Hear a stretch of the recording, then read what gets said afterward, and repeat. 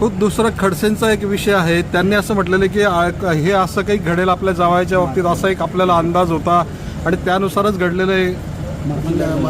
त्यांना अंदाज होता घडणार आहे, तर मग काय त्यांना माहित असेल काय निवडणूक मी काय बोलतो. ज्याला जसं चष्मा असेल तसं दिसेल. त्यांचं असं म्हणतं की त्यांच्या प्रॉपर्टीची 5 वेळेला चौकशी झाली, तुमची 1 वेळेला तरी व्हायला पाहिजे. 10 वेळा करा ना माझी, मी तो 10 वेळा करा. अरे तुमच्या प्रॉपर्टीची चौकशी झाली तर तुमचं काय काय झालं नंतर. निकमांचा या ठिकाणी सत्कार सन्मान आयोजित करण्यात आले होता. ॲडव्होकेट उज्ज्वलजी निकम मंगेश बोमने यांची राज्यसभेवर या ठिकाणी निवड झालेली आहे, नॉमिनेशन झालेलं आहे आणि आमच्यासाठी हा अतिशय आनंदाचा डेमावरचा दिवस आहे. कारण अनेक वर्षापासून देशद्रोहाचे कर्तव्य असलेले उज्ज्वलजी निकम सर्व म्हणजे आमचे मित्रही आहेत. गेल्या लोकसभेच्या वेळी त्यांना मुंबईतून तिकीट देण्यात आलं होतं, तिथे थोड्या मतांनी त्यांचा पराभव झालेला होता.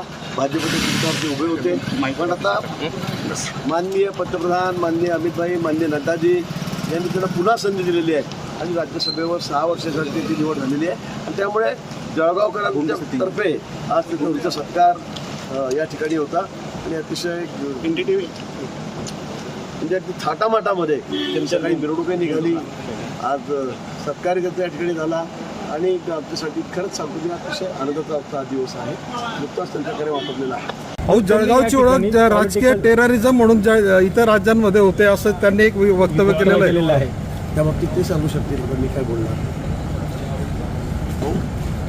दुसरा विषय त्यांनाच विचारा मग कुठल्या अर्थाने ते बोललेत काय तुम्हाला काही माहीत नाही. खूप दुसरा खडसेंचा एक विषय आहे. त्यांनी असं म्हटलेलं की हे असं काही घडेल आपल्या जावयाच्या बाबतीत असा एक आपल्याला अंदाज होता आणि त्यानुसारच घडलेलं आहे. त्यांना अंदाज होता घडणार आहे, तर मग काय त्यांना माहित असेल काय निवडणूक मी काय बोलतो.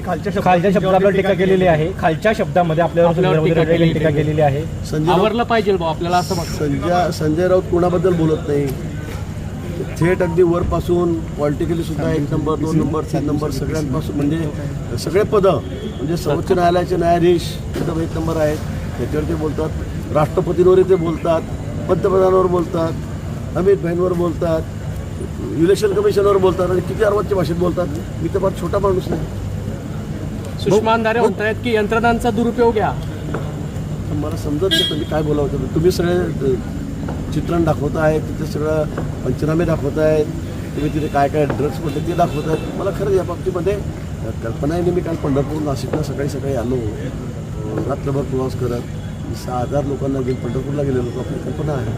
त्यामुळे आता कोण ज्याला जसं चष्मा असेल तसं दिसेल.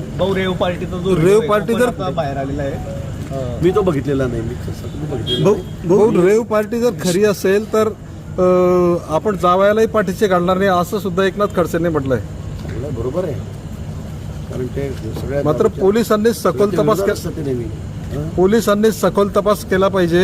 याच्यामध्ये कोणाला अडकवण्याची जर भूमिका असेल तर ते देखील सहन केलं जाणार नाही असंही म्हटलंय. अजिबात त्यांचा स्वभाव तुम्हाला माहिती आहे, ते सहनही करत नाही. बरोबर ते म्हणतात. भाऊ, इथिकल हॅकर मनीष भंगाडे जो आहे त्याचं असं म्हणणं आहे की या प्रकरणामध्ये जे डॉक्टर प्रांजल आहेत त्यांना पद्धतशीरपणे ट्रॅप करण्यात आलं आणि त्या जाड्यामध्ये त्यांना अडकवण्यात आलेलं आहे. त्या संदर्भातले पुरावे मी देणार आहेत. पोलीस तपास करता आहेत.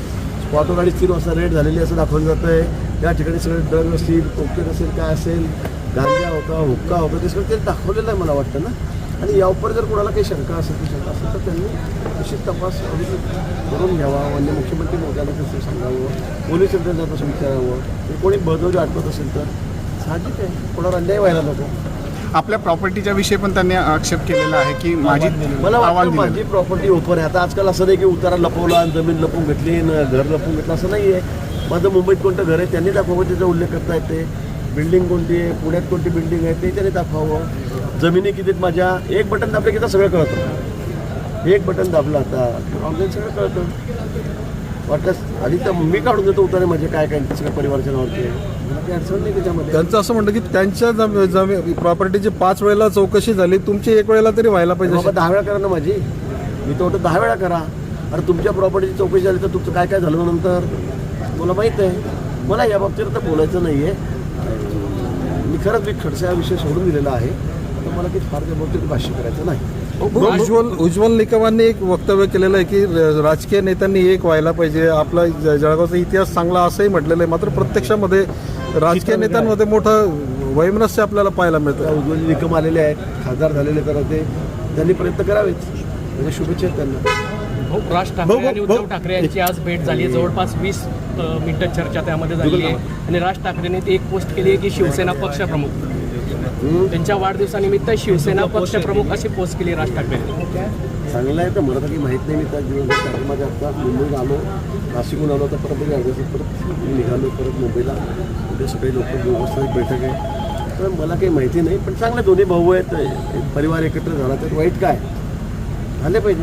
भाऊ सुषमा अंधारेंनी एक ट्विट केलेलं आहे की हनी ट्रॅप प्रकार सुषमा अंधारेंनी एक ट्विट केलेलं आहे की हनी ट्रॅप प्रकरणातला जो लोढा आहे त्याच्या जीविताचा धोका आहे, सरकारने त्याची जीविताची काळजी घेतली पाहिजे. नाही तर त्याचं जर जीविताचं काही बरं वाईट झालं तर सत्य समोर येणार नाही. आणि नेमकं खडसे खरे बोलतायत की महाजन खरे बोलतायत हेही लोकांना कळणार नाही. मला तर वाटतं त्यांनी मागणीच केलेली आहे त्याची, नार्कोटिक्स करण्याची. माझी मागणी त्यांनी ती केलीच नाही, नार्कोटिक्स नाही, त्यांच्या जीविताचा धोका आहे असं म्हणणं आहे त्यांचं. त्यांनी मागणी केली आहे ना, ते कळणार नाही गिळणार नाही काय, तर ती नार्कोटिक्स करा. माझी मागणी नार्कोटिक्स करा. काय खरं काय खोटं तर सगळ्यांसमोर येऊ द्या.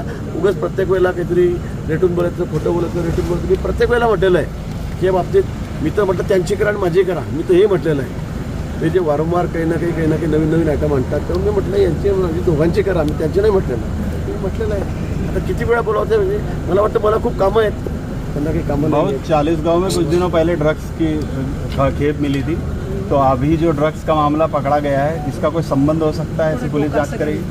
नहीं, ऐसा संबंध मैं नहीं बोलूँगा क्योंकि वो बहुत बड़ा रैकेट है और दिल्ली से उसका पूरी सुपारी दी गई थी. मैंने पुलिस को उसी रात को बोला कि यहाँ पर है, वहाँ के विधायक, वो उसी समय वहाँ पे थे, उसी से मैं वहीं पे थे. कोई गाड़ी थी छोटी, उसमें से डिलीवरी जा रही थी.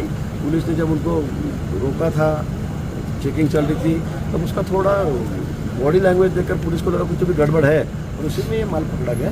ये ट्रांजिट में ये कुछ ड्रग्स या कुछ था उसमें जो लेकर जा रहे थे, तो उसी से पता चला कि इतने भारी मतलब बड़ी रकम के सभी ड्रग्स ये कहीं बेंगलोर या कहीं डिलीवरी दे रहे थे. बेंगलोर में डिलीवरी दे रहे थे, उसके लिए जा रहा. भाऊ बघायला गेलं तर प्रफुल्ल लोढा अद्यापही भाजपाचा कार्यकर्ता असल्याचं खडसेंनी बोललेलं आहे. प्रफुल्ल लोढा भाऊ